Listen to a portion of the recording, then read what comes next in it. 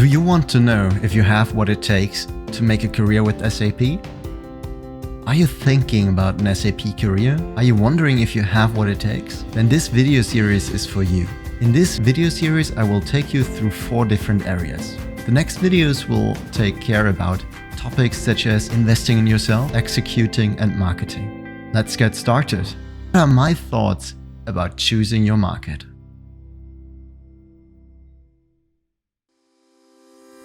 Know what you are in for.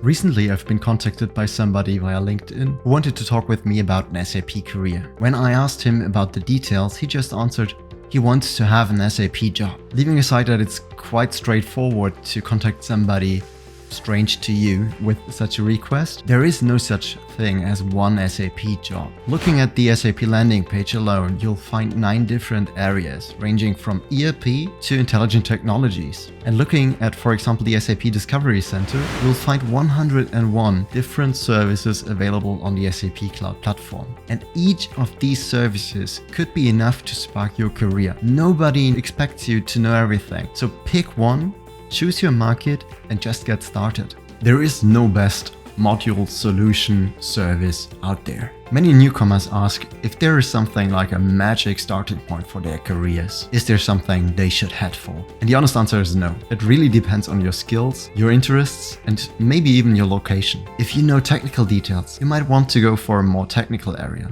If you're more on the business side of things, maybe a cloud solution with just configuration is the right thing for you. If you're living in Saudi Arabia, hey, the oil and gas industry is probably quite interested in SAP know-how. But on the other side, if you're living in Germany, not that much. Looking at my own career, I started out with SAP CRM for the utilities industry. And what I did there was basically caring about the service side of an utilities company. Next, when I went to SAP, I did projects with a solution called SAP Multi-Channel Foundation for Utilities. It's an online self-service, so it's quite the same in the general area, but the technical details of the solution were completely different. From there on, I went to work with one of the first SAP Cloud Platform microservice-based offerings called SAP Custom Engagement Center. Maybe you've thought of it, but it's again on the service side of things. I started implementing at a small Switzerland company caring about utility companies in the area. From there on, I went to some Dutch company and some high-tech companies in Germany, but it basically started always with the same foundation, going from some kind of service area and probably also the utilities industry to somewhere else. But then, unfortunately, the product got cancelled because SAP Service Cloud, or rather Cloud for Customer, also took that niche away. So in the end, it doesn't really matter where you're starting. You'll always find something else and just get yourself moving, get yourself some skills, and it'll work out. In the end, if you're dedicated to one area, you should take that decision for yourself. You should take ownership of that decision. Nobody else is there who you could blame. It could work out right, it could work out wrong, but in the end, just make a decision, otherwise it won't work out at all. Know what you'll deliver. SAP is not just about the technical side, but also about business. The best run businesses run SAP. But what does that mean for your career? Well, if I'm asking a colleague of mine who's working for a very large chemical company, what is SAP? For him, it's a place which is basically all around purchasing something and approving timesheets for his electricians. If you're asking me, it's something completely different. And also, if you're asking another consultant working beside me, it might be something completely different as well. There are that many roles within SAP. Choose something. So, are you going to be a solution architect? Going over the high level, puzzling together which kind of solutions could work out to create value? Are you a developer? Adding some missing pieces to software? Are you consultants helping to improve the business value through either processes or maybe also development? Or are you working with some completely different side of SAP?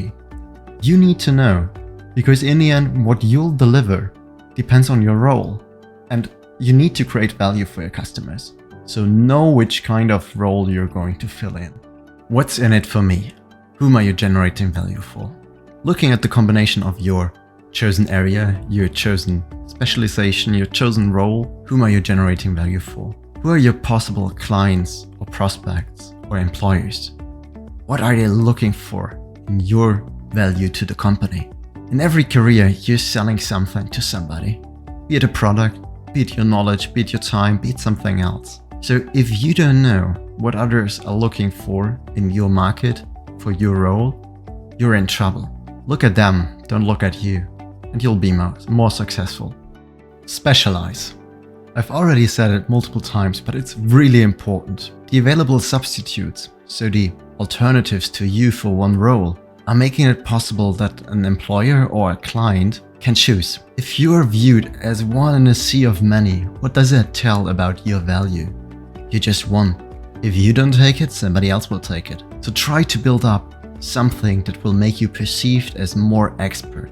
Somebody that's worth hunting for, and it'll work out. Let me make an example. Maybe you know that I'm selling some courses on a platform which is called Udemy, and there are quite a lot of competitors, small and large. And some of these competitors have contacted me via LinkedIn. When I asked them about details, it was always, yeah, you can upload your courses on our page. We're doing SAP courses, or we're doing training courses for IT. Why would I want to do that? They're really niche, so the audience is quite small. And the return on investment on such courses is already quite low. So you don't really want to make more effort than necessary because it won't really pay out. So what could they have done? If they'd stated something like, we are targeting large customers that want to implement SAP Cloud Platform, it would be really niche, which might be interesting for me. Or if they would have stated, we're taking out the hassle for you. We are uploading your courses. And basically it's no work for you, we'll get it done, and you'll just profit. It might have worked out, but trying to be a small fish in the same great lake, don't even try it. So choose a focus. Articulate that focus with a consistent claim of expertise. Work to add the necessary skills, knowledge, processes to support that claim. And these are my first thoughts about choosing your market. And that brings me to the next topic, investing in yourself. But that's something for the next video. So I hope you enjoyed my thoughts about an SAP career, about choosing your market. I would be really interested in knowing what you think about your market, the market you are in. My experiences here in Germany might be completely different than experiences somewhere else. I'm usually working at customer side, usually here in Germany. With COVID, it's a little bit different. But I've also done some projects internationally. But I've never really worked in a complete sweatshop, basically being at the same customer side for multiple months. So that's maybe something that has a different perspective. I've never been completely on the functional side. I always was somewhere in the interface between both the technical side and the functional side. So your experiences might differ. I'd be interested in getting to know your experiences, your view. All right, see you.